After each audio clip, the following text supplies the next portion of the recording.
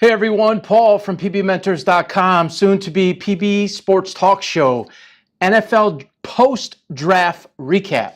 A few days ago before the draft, I did a draft preview. We'll recap a couple of those things, just talk about the draft overall. So first things first, I'm in Florida right now, but grew up and still have a home in the state of Michigan. It is official for the world to know once and for all, Detroit is not a hockey town. It's a football town. Hundreds of thousands of people turned out for a draft. No Super Bowl, since Super Bowls have been recorded, have ever been participated in by the Detroit Lions. Imagine if they get there.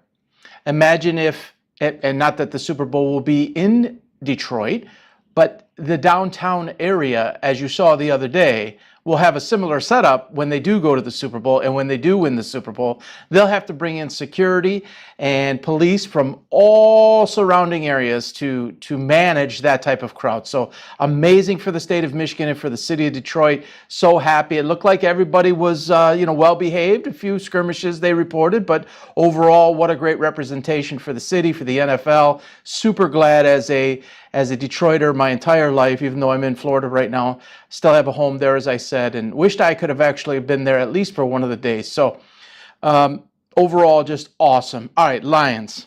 Okay. The Lions are Brad Holmes, right? I've talked about him in the past. You guys have heard me talk about him. Ultra aggressive. Boy, they know what they're going for. They have a clear, concise, precise plan. They don't hesitate for anybody. They go to it. I had talked about, I hoped that the Lions would commit 65 to 70% of their draft on defense and not go for the skilled positions as they have in the past. I noted Roy Williams, Mike Williams, Ryan Broyles, all of those guys, Carlos Rogers, all those guys they invested into when those are more luxury picks when you're further along. And they are further along now, but they still understand and are staying true to their philosophy and true to their game plan, which is O-line, D-line, the link of the entire team said by me and basically everyone who follows football, watches as a fan, was the defensive backfield. Then Cam Sutton went and did what he did, and he's no longer on the Lions. They go get Carlton Davis and Amik Robinson, and then go ahead and get Terry and Arnold and Rakestraw. And you can even argue that Vaki is a safety. He may play running back, but started, or most of his career was as a safety at Utah, and then they converted him to a running back and he had success. So if they keep him at safety, it's actually 66% of the draft was committed to defense, which I think is a wonderful thing. You'll have your time and your spots to go ahead and get your skilled players, which they have plenty of on the offense, and you could supplement in other ways. Plus, they have some undrafted free agents that the kid from Illinois might actually do some things. He used to play with Jameson Williamson, Jameson Williams, excuse me. So awesome job. Arnold was a terrific player at Alabama. Anyone who watches SEC football sees that kid. Ennis, I believe is how you say it, Rakestraw. Dude is a monster hitter. You will feel this team. They can cover, they can hit, they can stretch the field. Even though Rakestraw is not really known for his speed, they got guys now that can protect that back end, and they'll get to the quarterback. But when they don't, you don't have to worry about the ball going over the top like you did last year and in so many years past. So really awesome job. And I love Brad Holmes and Dan Campbell's enthusiasm, their emotion. I think that is just absolutely critical in coaching. As a former coach, I coached it that way. It's contagious. It leads to, especially when you have an opportunity to bring in like-minded people that buy into it and have that same character and that same emotion, it translates onto the field. So let's talk about a couple of the picks here beyond those two. A absolute mountain of a man in Manu from British Columbia. He came into the draft conversation. It wasn't even on most boards. but this kid translated at the very end, and some put him at the end of the board, and they feel like they really got a developmental project. He's like 6'8", 350, has all the tools, all the skills, but relatively new to the game, played in British Columbia, didn't even really play college football, and they believe that they can work with him. So really a good get there. McKay from LSU, small guy, undersized, but had either the top three anyway, fastest 10-yard shuttle or sprint off the line for all defensive tackles. Wore the number 18 at LSU, which is a special number that they give out for best leaders on and off the field. Again, another character guy for the locker room. And you're not just building, I mean, you got to have talent. You're not just building guys who are character for the locker room. This guy could really play. And I watched SEC every single week, and this guy can flat out make plays.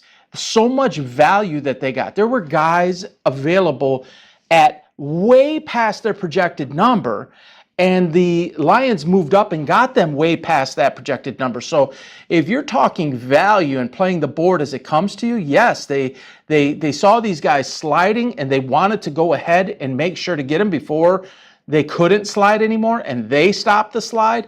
Just absolutely fantastic all the way around. So really, really impressed by what they've done. So excited to talk about more of this when PB Sports Talk comes. We'll be on a weekly basis, as I've talked about in the past. I'll recap it again here. It's going to be most likely a live show, a call-in show, not going to be all about me. It will be sports in general, but with a large focus on football. Plan to have rotating co-hosts throughout the course of the entire season. The show's about you, not about me. We'll have a lot of fun doing this. We'll have a pick segment, probably have a fantasy segment. Again, we'll have split screen. We'll have live calling, but we might even have live where you can actually log on and come on in and have your face live on screen. We'll see about that, but at the very minimum, you'll be able to call into the show live, and we'll have some great interaction. There is a ton of this going on around the country with technology the way that it is, but people thirst for more and more of this with a new perspective. While I didn't coach football, I was a coach. I did have quite a bit of success, not at the super high levels, but understand the game, understand sports in general, understand mentorship, coaching, leading, team building, etc. And I love to give my perspective on that with some other guys that were former players. And who knows, we might have some very surprise guests that are pretty popular in the world of sports. We'll see on that. So the draft overall, I talked about a quarterback heavy draft, right? I talked about Caleb Williams will not be the best quarterback in this draft. I don't care that he was taken number one. I also mentioned Chicago was loaded. They're more loaded now. Rome Odunze, phenomenal player. Keenan Allen, DJ Moore. They got guys all over the place. That's going to help Caleb Williams, but I don't think he's the best talent in the draft. In fact, I think it's a click or two down. Jaden Daniels was my number one quarterback in the draft, but also kind of as a 1B was J.J. McCarthy, particularly I mentioned in the preview. If he ended up in Minnesota, oh my gosh, that is just a tailor-made, customized solution and place for him to be and grow.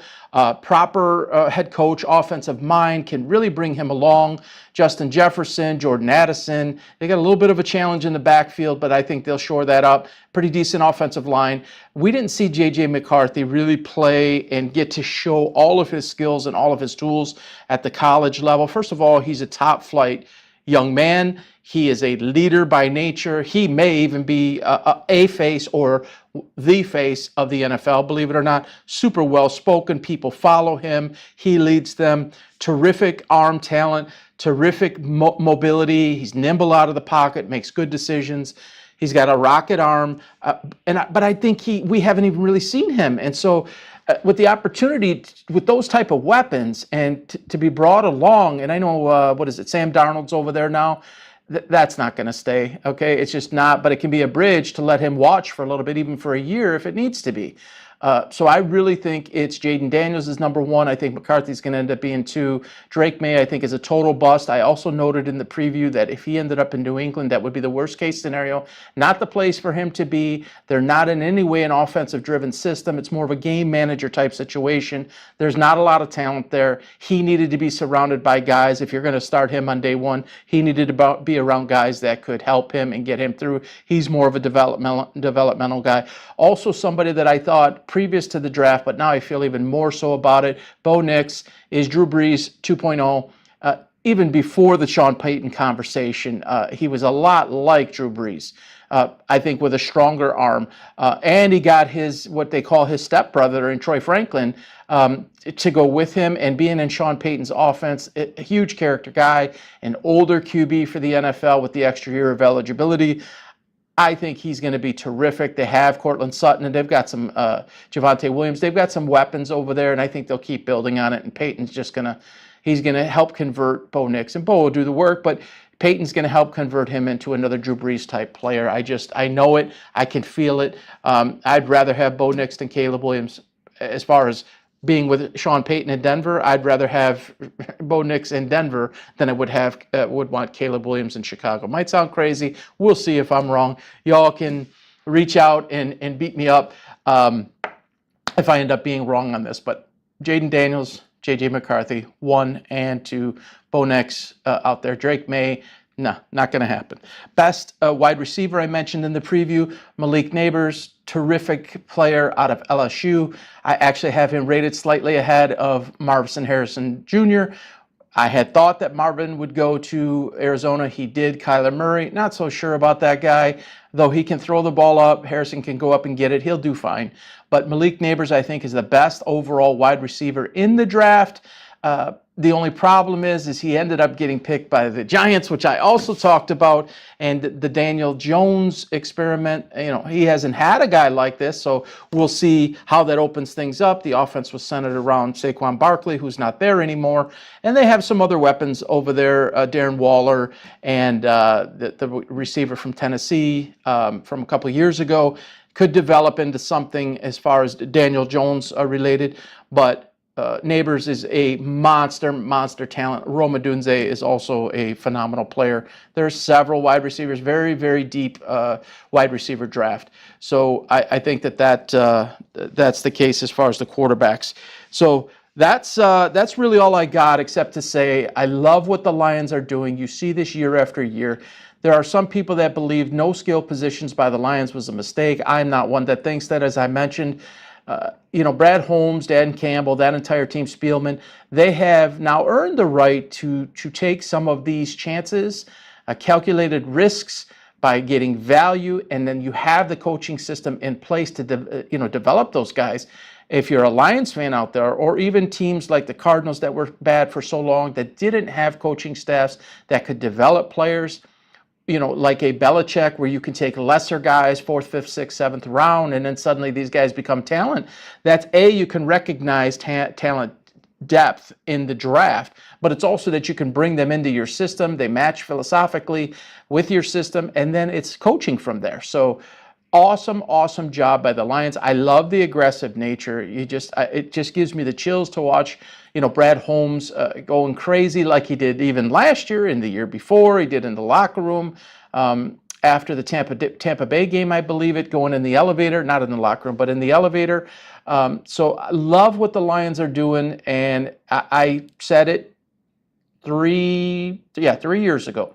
The Lions would be in a Super Bowl within 5 years. I have not moved off of that prediction. It still holds true today. It is documented. You can go on Facebook, time dated and stamped, that I had said that. So close this past year.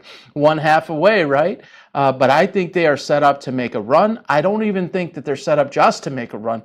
This is being built the right way for the long term to have sustainable success. Obviously, you want to get there, but it's not get there and fall apart because you put together a bunch of super high price free agents and you can't sustain. These guys are building it through the draft, and then you supplement with free agents from around the league, at a later date. But it's not the core of your team. Your draft is the core of your team. And you can watch the draft preview. I won't go through it again, but 21, 22, 23, and now 24, you look at these drafts, and it's so set up for the future. And then as you need to reload and rebuild on the fly, it can be done because you have your core in there and you have depth. So you're never really out there, needing 2 or 3 years to catch up. It's just basically reload, rinse and repeat type of thing. So hope you guys enjoyed the preview and the post-draft. Again, PB Sports Talk coming soon. as of right now, you could actually find it pbmentors.com for mindset advice, coaching, teaching, motivation, leadership. You can get me there for that. You'll actually see we just put a link up there with the PB Sports Talk navigation tab, and it coming soon. That's being built out right now. It'll have its own site and its own pages and everything so that it is separate, but you will be able to access it through pbmentors.com. You can find me on there. You can book time with me on Minect. You can pay by the minute. Talk about entrepreneurship. If you're a player, if you're a coach, you need help on your journey, happy to do that. Again, log on to pbmentors.com and the link's right there. You can schedule time with me. So till the next time we talk, have a great day, everybody, and we'll talk to you soon. Bye-bye now.